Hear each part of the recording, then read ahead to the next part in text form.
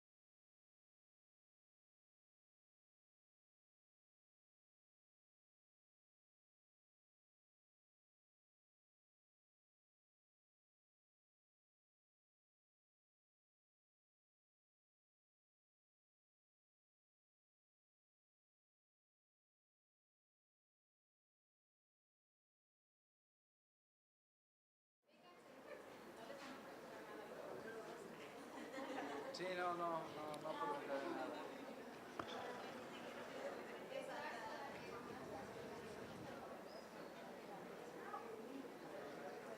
Vamos a esperar que sus compañeros tomen asiento para poder arrancar esta conferencia.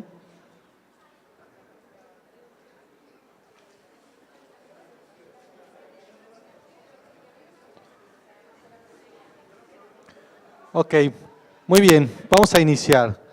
Dentro del marco del Congreso Internacional de Innovación y Tendencias Tecnológicas 2017, es grato para mí presentar a Guillermo Cortés Robles, quien es profesor investigador en el Instituto Tecnológico de Orizaba. Obtuvo su doctorado en Sistemas Industriales en el Instituto Nacional Politécnico de Toulouse, Francia. Se especializa en la gestión de la innovación y el desarrollo de sistemas de capitalización de experiencias, particularmente en la aplicación de la teoría TRIZ y el razonamiento basado en casos. Actualmente es el presidente de la Asociación Mexicana de TRIZ y pertenece al Sistema Nacional de Investigadores. Ha sido el responsable técnico en la ejecución de más de 15 proyectos financiados por diversos organismos. Por favor, démosles un fuerte aplauso al doctor Guillermo. Hola, ¿qué tal? Muy buenas tardes, muchísimas gracias por su invitación. Primero quisiera agradecer al profesor Mancilla, al maestro Gabriel, que pues me invitaron el día de hoy a acompañarlos. Miren, antes de continuar, sé que hay licenciados en administración de empresas, ¿sí? Gestión empresarial, software. ¿Hay alguien de software? Licenciados en ¿cómo se llama la carrera? Sistemas computacionales, ¿sí hay? Industriales, ¿no? Informáticos, contadores, muchos contadores. Ok, bien, me supongo que han escuchado el término innovación todo el día y tal vez ya estén un poquito fatigados. Aquí vamos a hablar de algo un poquito diferente. Miren, vamos a hablar un poquito sobre el cómo se administra la innovación. Y primero a clarificar en qué área vamos a trabajar. ¿Consideran ustedes que la innovación es importante en el contexto empresarial actual? Sí, pero ¿por qué? ¿Quién considera que es importante la innovación hoy en día? ¿Todos?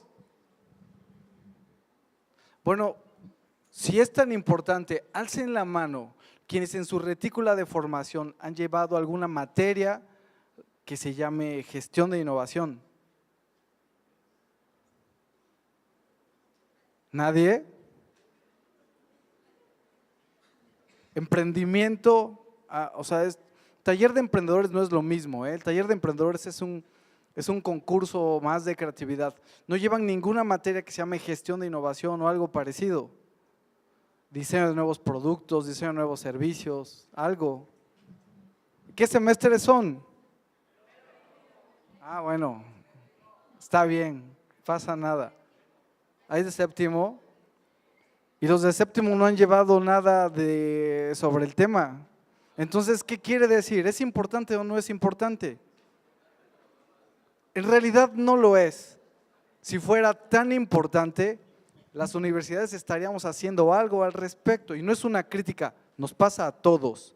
Segundo punto, consideran que la innovación es un proceso controlable. ¿No? Entonces es un proceso guiado por el sentido común, la suerte.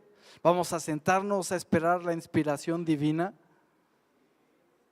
Sí, claro. Y última pregunta. Por favor, alcen la mano quienes se consideran creativos. Pasa todo el tiempo. En un grupo de 100 personas, cada vez que hago esta pregunta, menos del 10% alza la mano.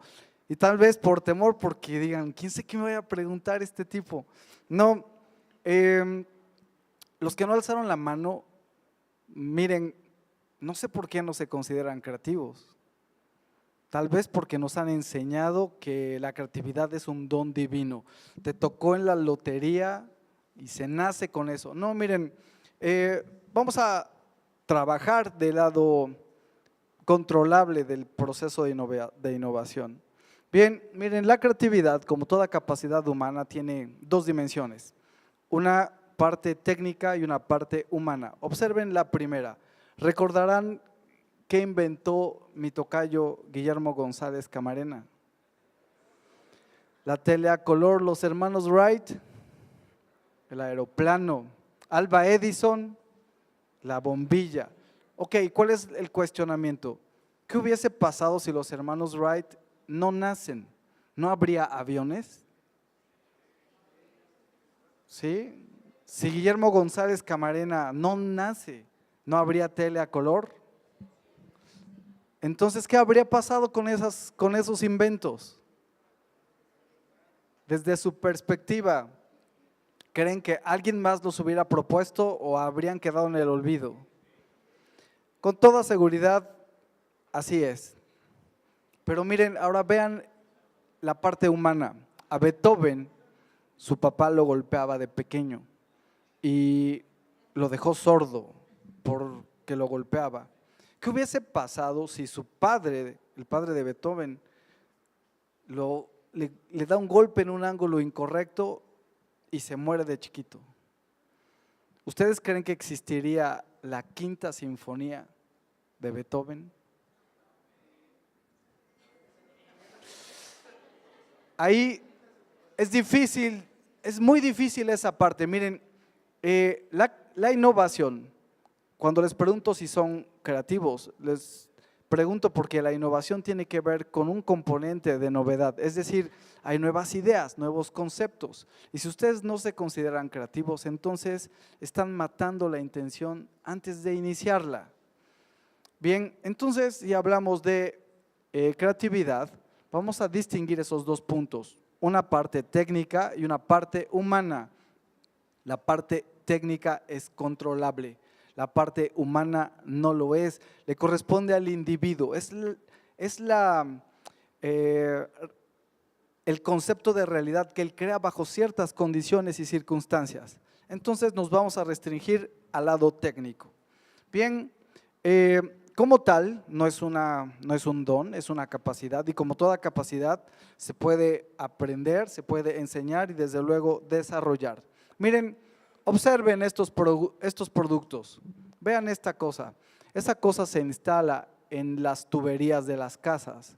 Cada vez que alguien abre un grifo, una llave y el agua circula, hace mover una turbina. Esa turbina produce electricidad y les permite iluminar todo el frente de su casa.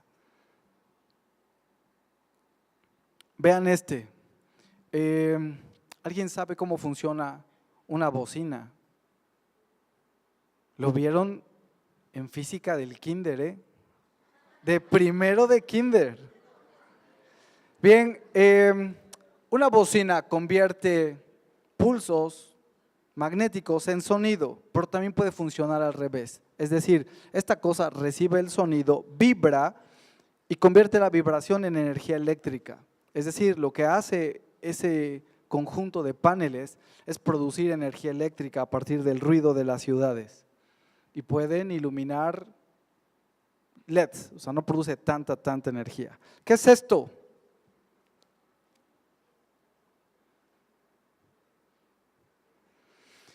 Y si yo les dijera que es un contacto eléctrico, ¿para quién creen que está diseñado? Ese contacto eléctrico puede aplicar para el nuestro, pero fue diseñado para los contactos europeos, que son dos cilindros. ¿Y cómo conecta algo una persona que tiene mal de Parkinson? Si no hay control en sus movimientos. La idea era que pudiera insertar una clavija sin importar las condiciones, que en cualquier momento, solo colocándolo, si ven es una especie de cono, dirige las terminales hacia su interior. ¿Complejas? ¿Solo para cosas de alta tecnología? ¿Creen que la innovación aplica en las cosas que usamos de manera cotidiana? ¿Sí o no? Y aquí viene mi pregunta. Yo creo que todos en su momento han tenido una buena idea, algo que se les ocurre, algo que para ustedes es una dificultad o que para ustedes en algún momento fue una manera diferente de hacer las cosas. ¿Y qué hicieron con esas ideas? ¿Qué hicieron con esos conceptos? Ahí ustedes como generación se enfrentan a un reto al que mi generación no tuvo que confrontar, y es el que deben generar sus propias fuentes de empleos. ¿Y de dónde van a salir? De esas ideas y de esos conceptos. Miren este objeto. ¿Cómo etiqueta una persona invidente algo? Esta cinta es una cinta para código de Braille. El código de Braille utiliza 6 dígitos, 6 códigos. La persona tiene que recortar el número de códigos que necesita, sume las burbujas que no va a ocupar y puede etiquetar cualquier cosa. ¿Cómo distingue una persona invidente entre el acondicionador y el shampoo? Cuando ya es demasiado tarde. Bien, vean esto.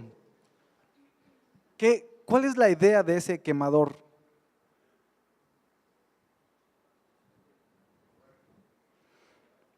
¿Por qué una estufa tiene 4 quemadores de tamaños diferentes? Tienen pequeñitos, medianos y grandes. Lo hicieron en espiral y quiere decir que el quemador se adapta al diámetro del recipiente que colocan encima y además les permite regular la temperatura.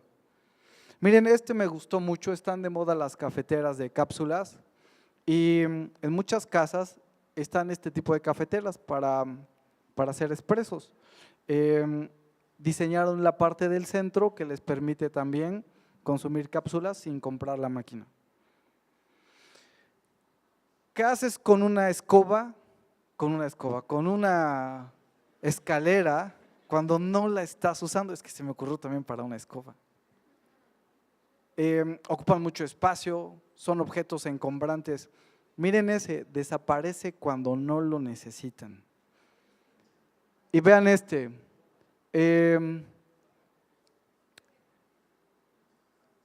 fusionaron un contacto y una extensión en el mismo objeto. Ese puede salir 2.5 metros de la pared. No me digan que no se les había ocurrido. Y vean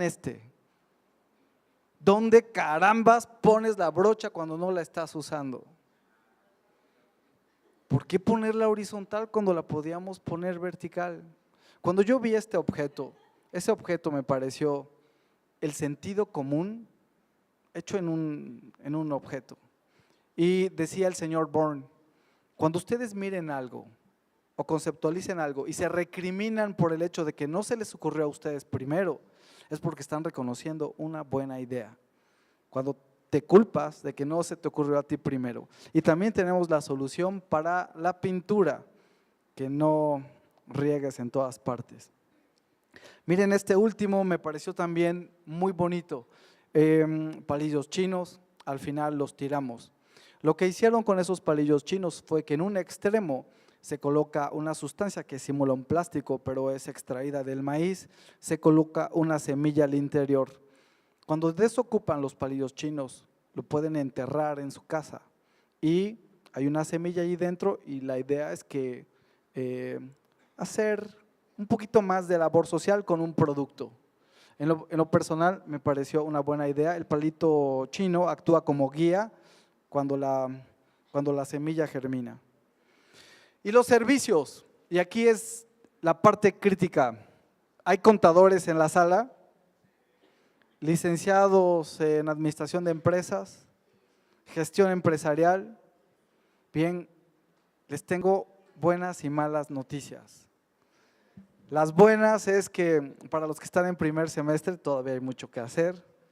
Para los que están en séptimo semestre todavía estamos a tiempo. Las malas es que ustedes van a ofrecer servicios al mercado, principalmente servicios. No quiere decir que no puedan ofrecer bienes manufacturados, claro que sí, pero principalmente servicios. Y los servicios, el cómo se diseñan y cómo se hacen evolucionar, están abandonados en México. No les ofrecemos una disciplina técnica sobre cómo diseñar y transformar servicios. Y eso lamentablemente es una limitación a nuestro perfil profesional. Bien, ¿sí sabían que M&M's les permite personalizar sus caramelos? Ustedes envían la foto, ellos se los devuelven en blanco y negro y en colores neutros, pero permite personalizar sus caramelos. Creo que ya no traigo más ejemplos sobre servicios. Bien, ¿de dónde salen las ideas? ¿Cómo se convierten en productos? ¿Se puede controlar ese proceso? ¿De verdad alguien quisiera contarme, alguna vez se le ocurrió algún producto y no hicieron nada con él y luego lo vieron en alguna parte ya materializado? ¿Nunca? ¿No les ha pasado? Bien, pues no dejen que les pase. A mí me ha pasado ya un par de veces y es lamentable. ¿Qué encontramos? Miren, lo que encontramos es que todo mundo quiere perseguir la innovación. O sea, lo ven como algo muy atractivo. De hecho, es complejo y involucra muchos riesgos. Pero a pesar de que esa necesidad está presente en las industrias o en las organizaciones, incluso sin fines de lucro, en realidad no es una prioridad. Hay muy poco que se está haciendo al respecto. Tanto, pues investiguen ustedes en las industrias de la región quién tiene un departamento de innovación y verán que, bueno, solo conozco 2 empresas que tienen un departamento. Segundo, lo asumen como un proceso guiado por el sentido común. Es decir, asumimos que la imaginación, el sentido común va a resolver un problema y eso no es cierto. Y finalmente, ¿eso qué implica? Que no se percibe como una disciplina técnica. Es decir, viene una persona a verles generalmente y les muestra, les echa un rollo y les muestra casos de éxito, cosas que han triunfado y más actitudinal que de competencias técnicas y científicas. Y al final esa persona se va y les dice, no solo son el futuro de México, son guapos, encantadores y tienen muchísimo potencial. Y estoy de acuerdo.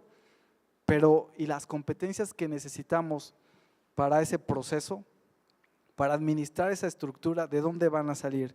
Y hoy vamos a hablar sobre un cómo. No digo que sea el mal, la cura para todos los males, pero es una herramienta más desde el punto de vista técnico que puede ayudarles a resolver problemas.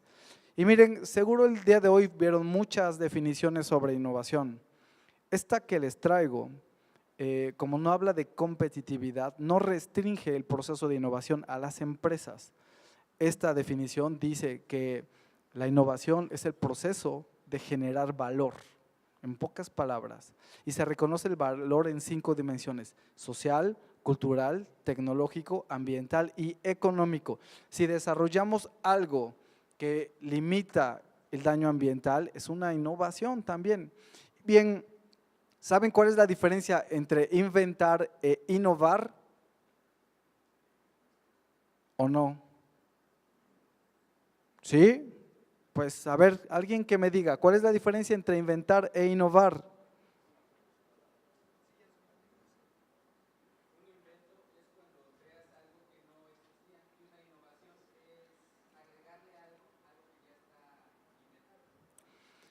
Parcialmente cierto, pero miren, les voy a mostrar rápidamente algo para hacer una distinción rápida.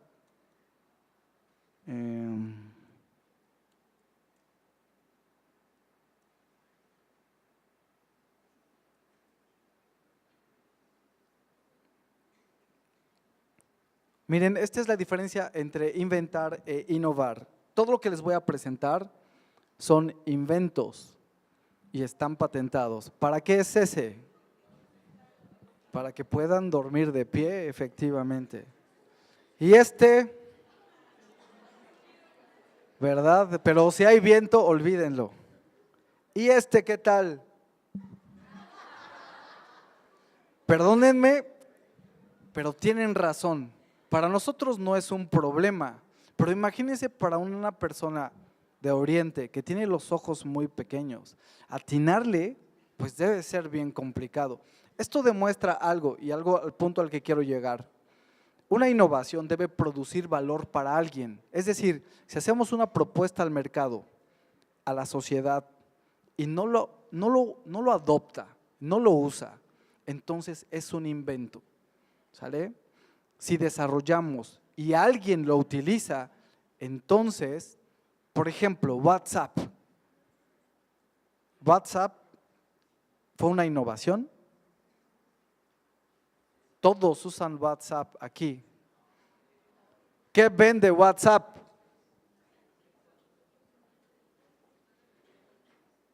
¿Cuánto la compró Facebook a esa empresa?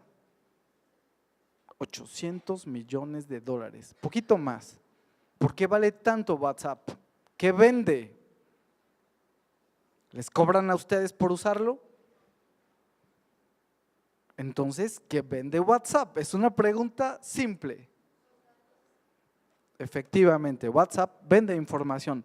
WhatsApp es la única empresa en el mundo que hoy podría decirle a un desarrollador de tecnología o a un desarrollador de aplicaciones cuántas personas están usando la plataforma de, por ejemplo, cuántos usuarios activos hay de Android o de iOS o de Windows Phone, que bueno, ya no existe. Pero les puede decir, en esta región, ¿cuál es la marca de teléfono más comprada? ¿A qué velocidad se conecta? O sea, saben todo de nosotros, eso es lo que vende. Bueno, tenemos otros inventos. Que hay un criterio muy simple para decidir si un producto tiene potencial o no. Y la pregunta más simple es si yo lo compraría. Es decir, cuando ustedes desarrollen o tienen una idea o ven un objeto y ustedes dicen, sí lo compraba, entonces habrá miles de personas en el mundo como ustedes que seguro lo comprarán, ¿eh? Ahí está el negocio. Hay otras buenas ideas que nunca progresaron. Yo dije, esa es muy buena, pero solo si el pan está caliente. Si el pan está frío, olvídenlo. Yo personalmente, yo sí lo he necesitado un par de veces. No hay nada más horrible que tener sueño en el autobús. Corres el riesgo de morir desnucado ahí. Y tenemos algunas de plano ridículas. Cuando ustedes ven un objeto así y llegan a la conclusión de que no lo comprarían, muy probablemente no es una innovación, ¿sale? Entonces, ese va a ser nuestro primer criterio de prueba. Ahora viene la pregunta relevante: ¿cómo desarrollamos algo? ¿Cómo lo convertimos? ¿Cómo controlamos la transformación de ese objeto hacia el futuro? ¿Saben cuál es la tasa de mortalidad de las micro y pequeñas empresas en México? Se estima entre el 82 y el 92% en un horizonte de 5 años.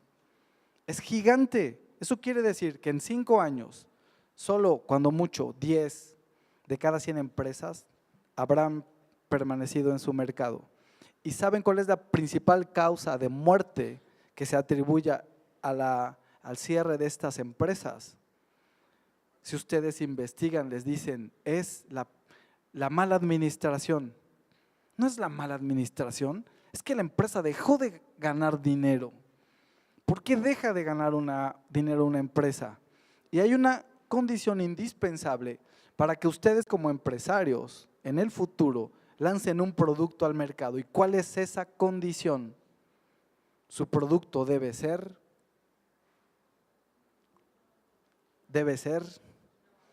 diferente.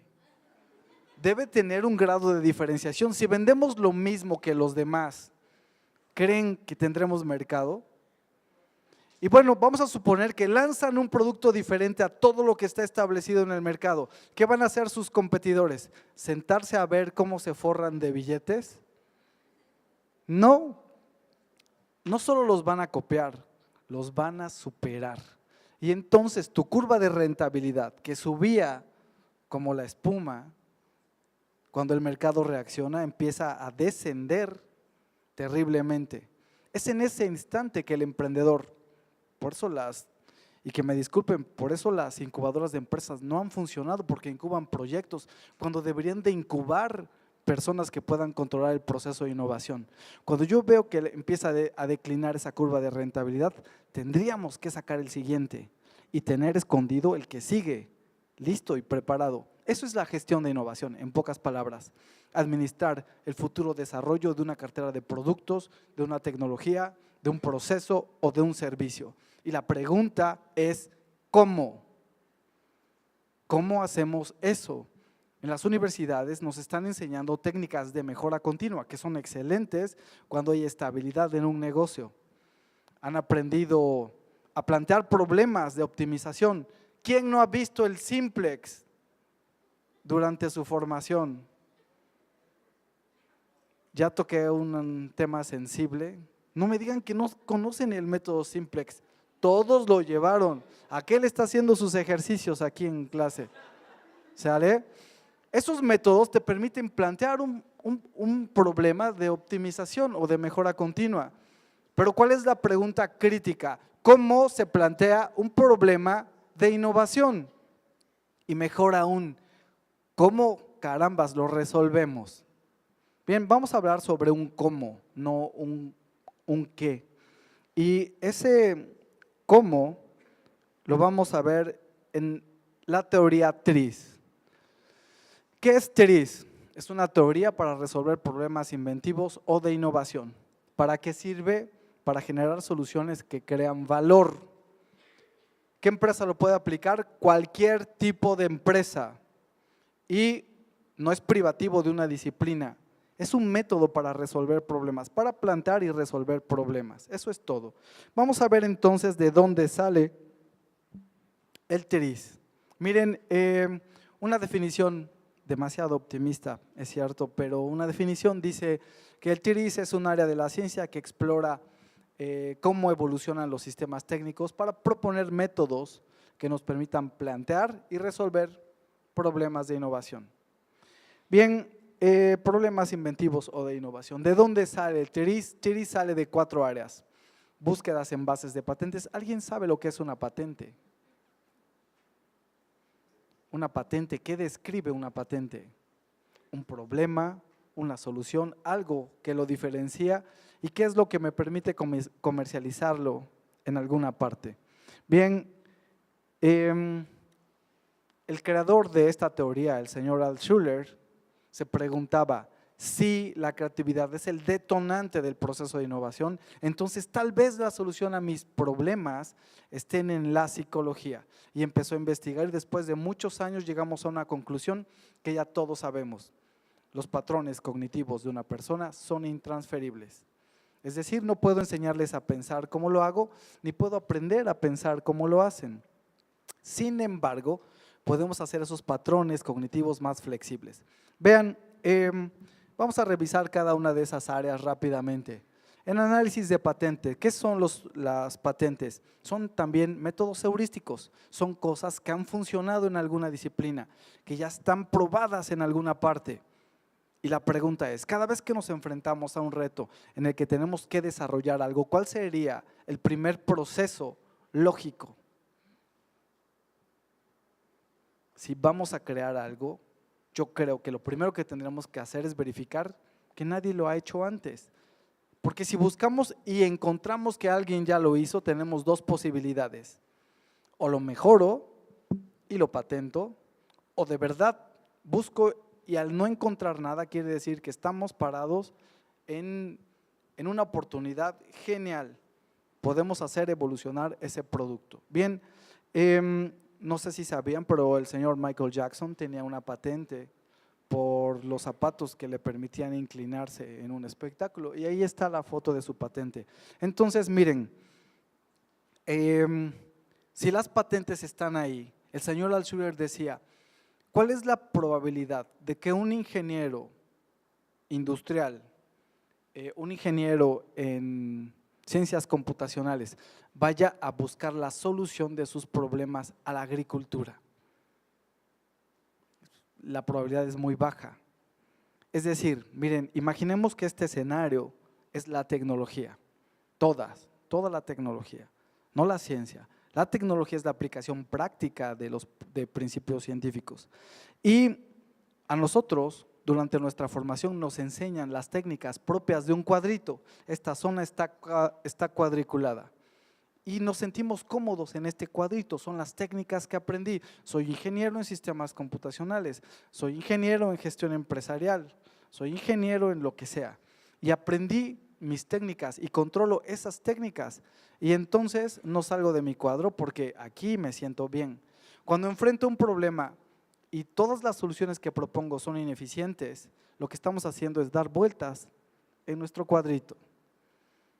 Entonces, lo que este señor encontró y lo que les voy a decir es impactante.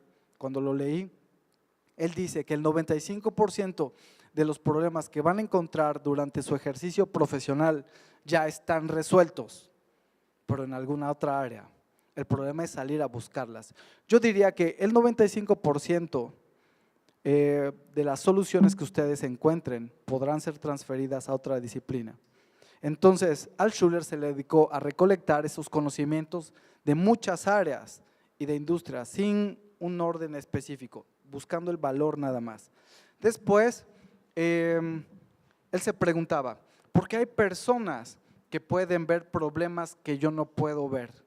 O peor aún, generar soluciones que a mí no se me ocurrieron. Vieron el problema de la brocha. ¿Cuántas veces no tuvieron la situación de dónde poner la brocha y no llegaron a una solución en ese momento? Porque hay personas que sí pudieron llegar, porque pueden ver esos problemas que yo no. Y entonces él decide que hay metodologías que fueron utilizadas por grandes inventores en la historia de la humanidad. Por ejemplo, Alva Edison utilizaba una técnica que se llama empatía, donde él se asumía haciendo la máquina que iba a diseñar, o muy pequeño al interior de la máquina que diseñaba. Esa técnica, por ejemplo, es una de las fases primordiales de un método de diseño que se llama Design Thinking. Es la primera fase. Entonces, Altshuler dice, vamos a convertir esas estrategias para que cualquier individuo pueda usarlas. Después, el señor Altshuler dice, ¿cómo resuelve un problema las personas? ¿Qué método conocen ustedes o aplican ustedes ante una situación desconocida? ¿Qué técnica conocen?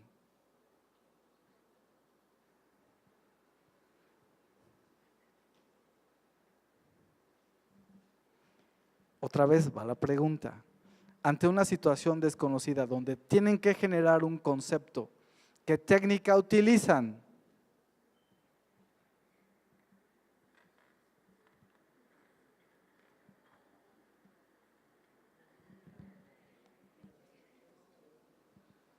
¿Qué técnica utilizan?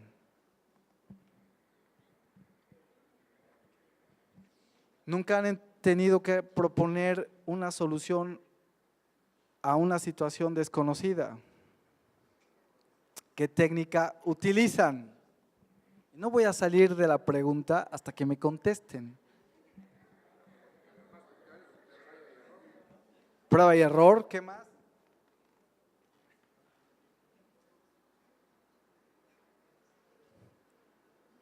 Lluvia de ideas. La lluvia de ideas tiene casi 100 años que se postuló y no ha cambiado nada. ¿No les parece absurdo tratar de resolver problemas cada vez más complejos, con técnicas que no han cambiado nada en 100 años? Bien, pues a mí me parece anacrónico. Bien, miren, el señor Altshuler decía, cuando tienen un problema y saben lo que quieren hacer, pero no saben cómo, no adivinen. Utilicen la ciencia, es la ciencia lo que debe resolver problemas, no la suerte. Y él encuentra que en la bibliografía hay documentados más de 8,000 principios y efectos científicos. A ver, ¿qué dice la ley de Ohm? Esa no es. ¿Qué dice la ley de Ohm? ¿Qué dice la ley de la gravedad?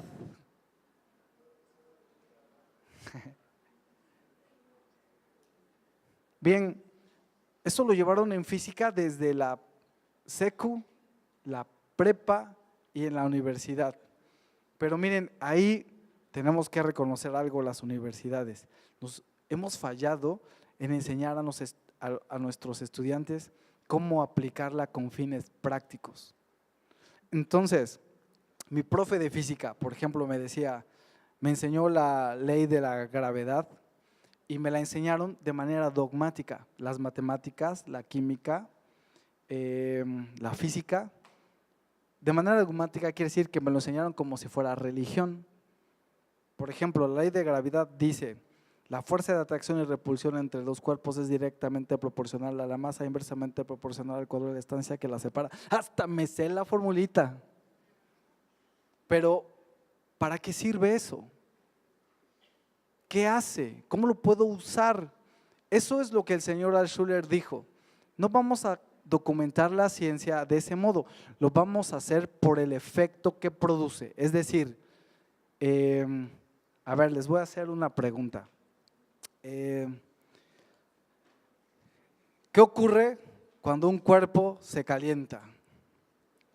Bueno, voy a replantear. ¿Qué ocurre cuando un objeto metálico se calienta? Incrementa su volumen. Bien, si en algún momento necesitaran mover algo, ¿qué pasaría si le pegan un objeto de metal que se puede calentar? Si esa expansión volumétrica es más o menos lineal, podrían desplazar el objeto. Esa fue la lógica que llevó el señor Altshuler y acomodó la ciencia por el efecto que produce. Es decir, hay una base de datos donde ustedes dicen, cuando sé lo que quiero hacer, pero no sé cómo materializar esa función, vamos a buscarla en las bases de datos. En la primera columna buscarán lo que quieren y la columna de la derecha les dirá qué efecto puede producir lo que están buscando. Y miren, tenemos mucho software. Bueno, la teoría TRIZ dio lugar a una herramienta un concepto que se llama innovación asistida por computadora.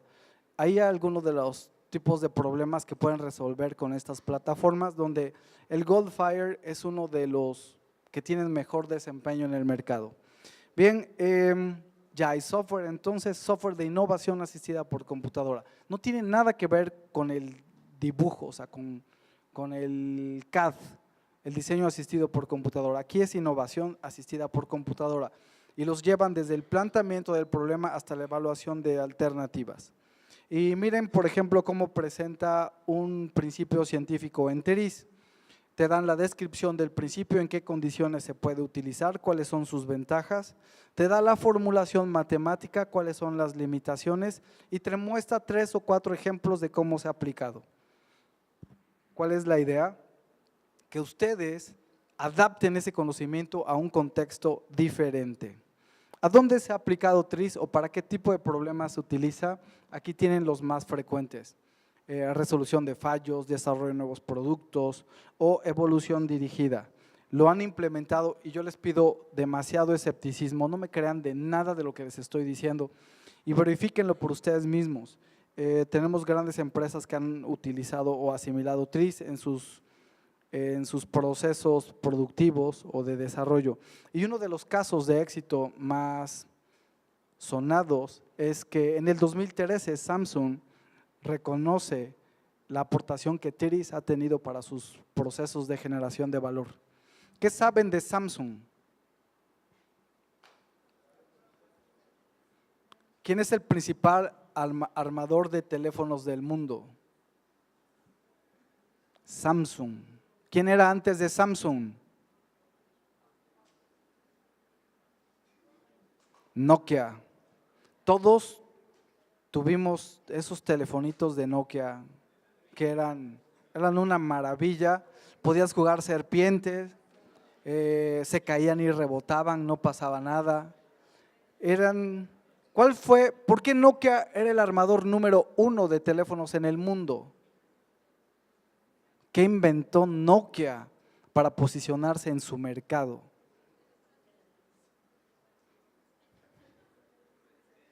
Ellos inventaron el mensaje de texto. Por eso se posicionaron tanto. Después salió la principal competencia de Nokia en algún momento fue BlackBerry. ¿Tuvieron algún BlackBerry? ¿Cuál era la ventaja más importante de un BlackBerry? El teclado y el PIN. El PIN que nos permitía comunicarnos con otro usuario de BlackBerry sin problema. ¿Quién tiene hoy esa facultad? WhatsApp. ¿Qué le pasó a BlackBerry? Desapareció. Cuando su principal estrategia de competitividad era la comunicación entre usuarios, cuando sale una aplicación que lo vuelve algo muy común, ellos pierden toda su capacidad competitiva. Bien, TRIZ ha ayudado a Samsung, no digo que es el responsable del éxito de Samsung, lo que quiero decirles es que Samsung, como una empresa que debe estar al frente en el desarrollo de productos, tiene que asimilar las técnicas más eficientes para eso. Y TRIZ fue una de las más importantes. De hecho, tiene un centro de certificación en TRIZ en Corea. Aquí están algunas gráficas del comportamiento de Samsung en su mercado y también ha habido empresas de servicios que han asimilado TRIZ muchísimo. ¿Qué sigue? Bien. Para concluir esta breve charla, es decirles que TRIZ dice varias cosas. Primero, que una manera eficiente de plantear un problema de innovación es utilizando el concepto de contradicción. Segundo, él dice que todos los sistemas, en analogía con los sistemas biológicos, evolucionan siguiendo leyes bien definidas. Y tercero, y tal vez el más importante, es que les ofrece una perspectiva controlable sobre el proceso de innovación. Finalmente, miren, había una agenda ahí que vamos a agotar pero vean qué opinan de este producto.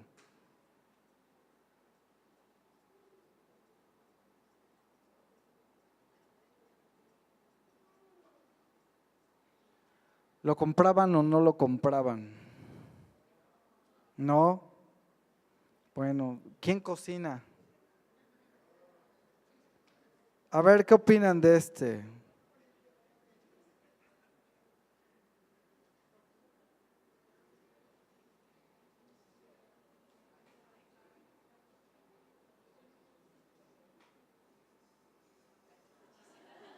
Ah, ¿qué tal,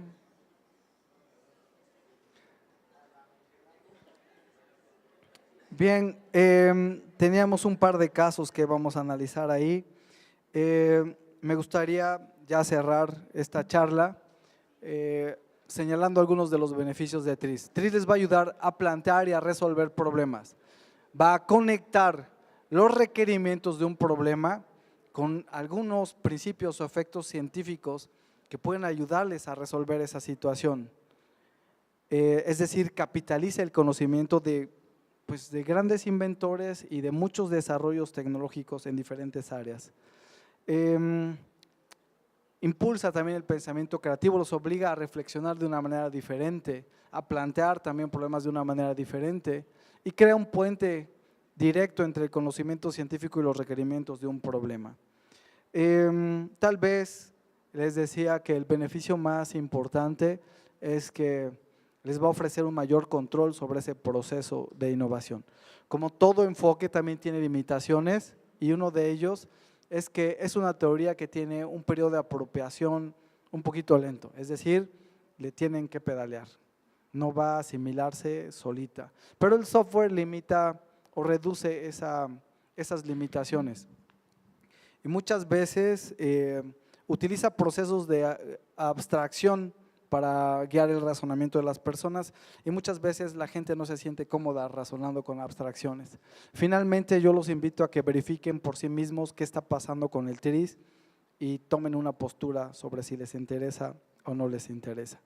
Bien, pues si tienen alguna pregunta, con muchísimo gusto. Ahí está mi correo por si en algún momento necesitan algo.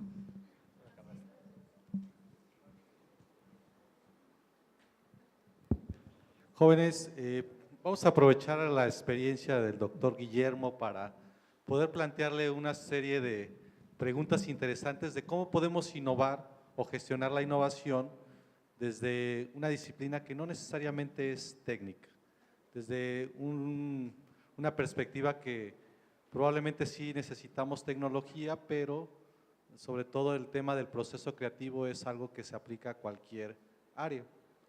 Entonces, por favor, si alguien quiere preguntar acerca de su experiencia, acerca de los retos que ha enfrentado o cualquier otra pregunta relacionada con su presentación, por favor, levanten la mano.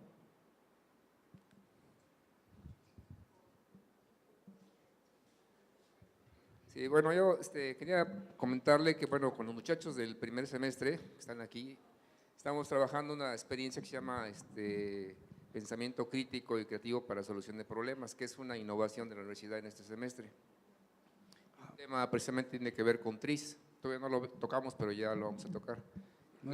Son los comienzos usted decía que ver los problemas es una oportunidad para trabajar sobre la innovación, pero ya con una metodología, bueno, ya van a tener una orientación que antes no se tenía aquí en la universidad, es el primer semestre que se está haciendo aquí en todas las carreras de la universidad. Pero, bueno, hay que tratar de que los estudiantes se enamoren de esto, porque esa es la parte difícil, ¿no? Usted habló de una parte humana y una parte técnica. Y creo que uno de los grandes problemas que ha habido con la innovación en nuestro país es precisamente que la parte humana está olvidada. Porque decía que estamos trabajando con imaginación muy baja, con lo que es el pensamiento que habló el primer nivel, ¿cómo se llama? Sentido común. Sentido también, común, pero son los gérmenes del pensamiento y la innovación. Si no se cultiva, lo que ha hecho Samsung es precisamente tener un equipo que trabaje sobre eso, y esa es la diferencia. No le quieren invertir a esta parte. La universidad está haciendo el esfuerzo ahorita por innovar, pero estamos apenas en las simientes de una nueva generación. Y estos muchachos son los que van a empezar a hacer.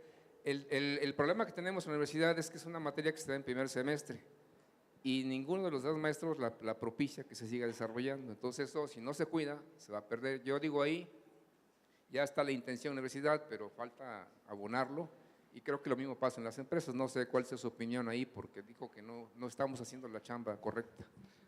Bien, pues en efecto, mire, esa dificultad que como ingenieros llevamos hacia investigar y resolver problemas, lo encontramos igualito en la industria. Vamos a la industria, tienen un problema y lo quieren resolver por métodos convencionales. Cuando en una empresa hay fallos recurrentes, problemas recurrentes, es decir, situaciones que se vuelven a presentar, ¿quiere decir que están correctamente resueltas? Quiere decir que el proceso de solución que llevaron no era el adecuado, pero como ese grupo de ingenieros ya llegó a lo que el sentido común puede resolver, cuando les das una tarea de investigar, la verdad yo he notado que no se vuelve un proceso muy tedioso para ellos. Pero yo creo que es una de las desventajas que viene desde nuestra formación y esa parte de obtener resultados rápidos sin tanto esfuerzo es hasta cierto punto un ancla. Sin embargo, miren, déjenme contarles que ya he visto varios casos. En una empresa en Orizaba, ellos fabrican envases de vidrio y compraron una máquina porque compran su tecnología en Alemania y un experto de proceso vio la máquina y dijo, pues yo creo que eso debería ser diferente. Actualmente, bueno, cuando la máquina llegó solo podía hacer un proceso a la vez. Lo rediseñan y esta cosa ahora podría hacer 5 procesos simultáneamente, pero no lo patentaron. Entonces llega el alemán a darle servicio a la máquina, ve las modificaciones, le toma foto, video y demás y se vuelve a Alemania. Y 2 años después les venden la máquina que ellos diseñaron. Y lo he visto en empresas locales, lo he visto en otra gran empresa que diseñó una estructura para mover mineral en el norte del país. Y cuando Caterpillar ve el diseño dice, pues te lo compro, cédeme tu patente, pero pues no había patente. Y bueno, pues dame la ingeniería y patentamos juntos. Y no estaba la memoria de ingeniería. Es decir, resolvemos problemas y somos buenos para resolver problemas, pero no hacemos nada con las soluciones. Y yo creo que eso tiene que empezar a cambiar, porque las soluciones que ustedes generen significan dinero para otras empresas o para su empresa si se ponen listos. ¿Vale? Ok, ¿alguna otra pregunta? Lorena, Dorian.